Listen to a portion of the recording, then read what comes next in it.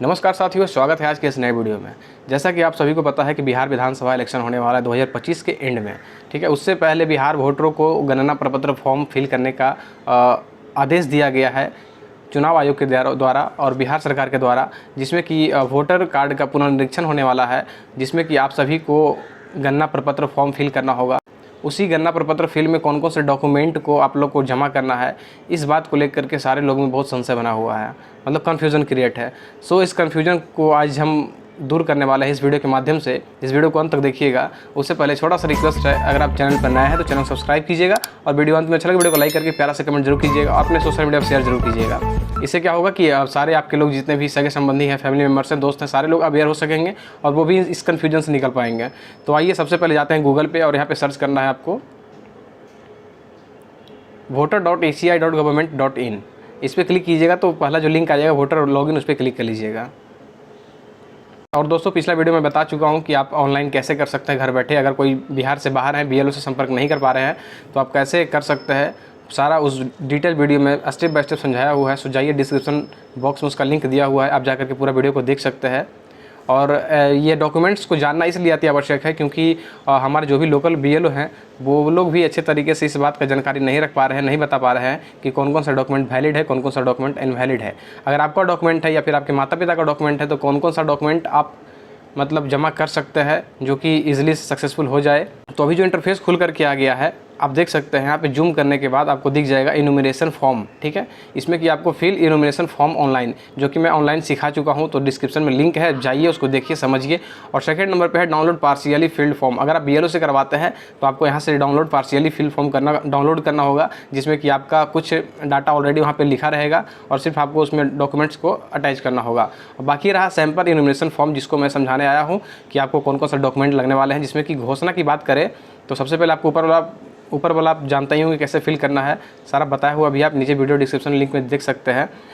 लेकिन बात रहा डॉक्यूमेंट्स का, तो देख सकते हैं कि यहाँ पे 11 डॉक्यूमेंट है जो कि आपको यहाँ पे सरकार के द्वारा बताया गया है। ये हो गया आपके 11 डॉक्यूमेंट्स, ठीक है। इन 11 डॉक्यूमेंट्स में से कोई भी जो भी आपको जैसे कि माता पिता का डॉक्यूमेंट्स है या फिर आपका डॉक्यूमेंट्स है तो आप दे सकते हैं। तो पहला नंबर कि आपको चेक करना है कि आपकी इन चारों क्राइटेरिया में किस में सेट करता है, ठीक है।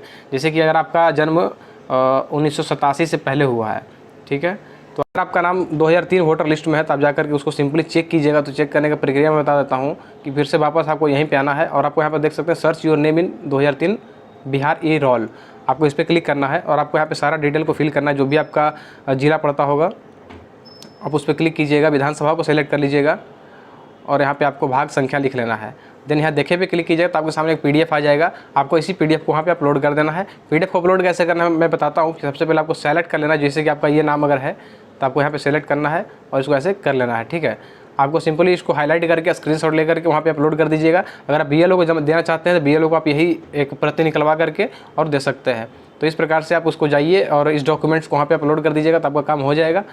कोई भी आपको जन्म स्थान या जन्म तिथि को प्रमाणित करने के लिए कोई और डॉक्यूमेंट नहीं चाहिए, अगर आपका 2003 में नाम है तब। और अगर आपका जन्म 1/7/1987 या 2/12/2004 के बीच में हुआ है, इसके बाद भी अगर आपका नाम उसमें है और आपके माता पिता का नाम उसमें है, क्योंकि इसमें 2 डॉक्यूमेंट मांग रहा है, एक तो आपका, एक दूसरे माता पिता का। अगर 2003 के वोटर लिस्ट में आपका भी नाम है और आपके माता पिता का नाम है तो आप जा करके सिंपली उस डॉक्यूमेंट को यहाँ पर अपलोड कर दीजिएगा तो आपका काम बन जाएगा। इसमें आपको इन 11 में से कोई भी एक डॉक्यूमेंट लगाने की कोई आवश्यकता नहीं पड़ेगी, क्योंकि आपका ऑलरेडी नाम 2003 वाले गणना पत्र में आपका नाम ऐड है और ये 23 साल बाद ये पुनर्निरीक्षण हो रहा है। इस वजह से आपका अगर 3 के बाद नाम ऐड हुआ होगा तो नहीं होगा, वरना अगर है तो एक बार चेक कर लीजिए। 2003 वाला जो प्रपत्र है उसमें आपका नाम होना चाहिए। अगर नाम है तो इसी डॉक्यूमेंट्स को यहाँ पे लगा लीजिएगा। और थर्ड नंबर पे है कि मेरा जन्म भारत में 2/12/2004 के बाद हुआ है, ठीक है। उसमें आपको डॉक्यूमेंट्स देने होंगे। पहला नंबर कि आपका जन्म स्थान या जन्म तिथि को प्रमाणित करने के लिए कोई एक डॉक्यूमेंट, और फिर पिता के जन्म स्थान या जन्म तिथि को प्रमाणित करने के लिए नीचे दिए गए सूची में से कोई एक डॉक्यूमेंट, और माता का एक डॉक्यूमेंट।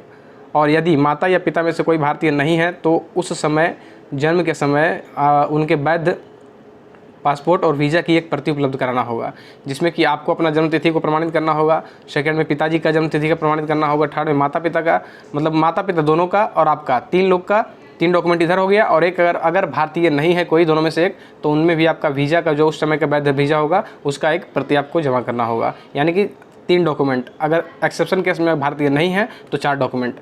तो इस प्रकार से आप समझ सकते हैं कि आपका ये 3 क्राइटेरिया में नाम आया होगा, ऊपर से 3 क्राइटेरिया में, जो कि आप 1987 से पहले जन्म लिए होंगे या 87 से 2004 के बीच में आपका कार्य हुआ, आपका वोटर आई डी कार्ड बना होगा, या फिर 2004 के बाद आपका जन्म हुआ होगा। तो आपको डॉक्यूमेंट कौन कौन सा देना है, अब डॉक्यूमेंट को डिटेल से हम लोग जान लेते हैं। सबसे पहला डॉक्यूमेंट्स है कि अगर आपका है, आपके माता पिता का है, कोई भी जन्म तिथि या जन्म स्थान को प्रमाणित करने के लिए, तो आपको पहला डॉक्यूमेंट्स आपको बताया गया है कि केंद्रीय राज्य PSU से नियमित कर्मचारी पेंशनभोगी को निर्गत कोई पहचान पत्र होना चाहिए या पेंशन भुगतान आदेश PPO, ठीक है, ये डॉक्यूमेंट होना चाहिए। सेकंड नंबर पे सरकार, स्थानीय प्राधिकरण, बैंक, डाकघर, LIC, PSU द्वारा भारत में 1/7/1987 से पूर्व निर्गत किया गया कोई भी पहचान पत्र या प्रमाण पत्र दस्तावेज। और तीसरा डॉक्यूमेंट है सक्षम प्राधिकार द्वारा निर्गत जन्म स्थान प्रमाण पत्र। चौथा डॉक्यूमेंट है कि आपको पासपोर्ट भी हो सकता है। और पाँचवा है मान्यता प्राप्त विश्वविद्यालय द्वारा निर्गत मैट्रिकुलेशन शैक्षणिक प्रमाण पत्र, जो कि आपका मैट्रिक का सर्टिफिकेट हो गया। और 6 नंबर है सक्षम राज्य प्राधिकार द्वारा निर्गत स्थायी निवास प्रमाण पत्र, कोई भी आप डोमिसाइल वगैरह भी लगा सकते हैं। वन अधिकार प्रमाण पत्र, आप वन अधिकार प्रमाण पत्र लगा सकते हैं। सक्षम प्राधिकार द्वारा निर्गत OBC SC ST या कोई जाति प्रमाण पत्र। राष्ट्रीय नागरिक रजिस्टर यहाँ उपलब्ध हो, अगर जहाँ यह उपलब्ध हो, ठीक है। राज्य स्थानीय प्राधिकारों द्वारा तैयार किया गया पारिवारिक रजिस्टर, सरकार का कोई भी भूमि मकान आवंटन प्रमाण पत्र। इन 11 डॉक्यूमेंट्स में से जो भी आपको रिलेवेंट लगे, जैसे माता पिता का हो या फिर किसी का हो, तो इन 11 में ही से किसी एक डॉक्यूमेंट को चूज करना होगा और आपको वहाँ अटैच करना होगा। इस प्रकार से आप अपने डॉक्यूमेंट्स को अटैच कर सकते हैं। गणना प्रपत्र को BLO को जमा कर सकते हैं या फिर ऑनलाइन कर सकते हैं। ऑनलाइन करने का प्रक्रिया मैं बता चुका हूँ, जो कि डिस्क्रिप्शन बॉक्स में आपको लिंक मिल जाएगा। तो वीडियो यहाँ तक कैसा लगा आप कमेंट में बताइएगा। अगर कोई डाउट रह गया है तो कमेंट में पूछिए, मैं आपको जवाब देने का पूरा प्रयास करूँगा, इंस्टेंट रिप्लाई करने का पूरा प्रयास करूँगा। सो वीडियो पसंद, वीडियो को लाइक कीजिए, चैनल सब्सक्राइब कीजिए। ऐसे अपडेट्स के लिए मिलते हैं किसी नेक्स्ट वीडियो में, तब तक के लिए जय हिंद।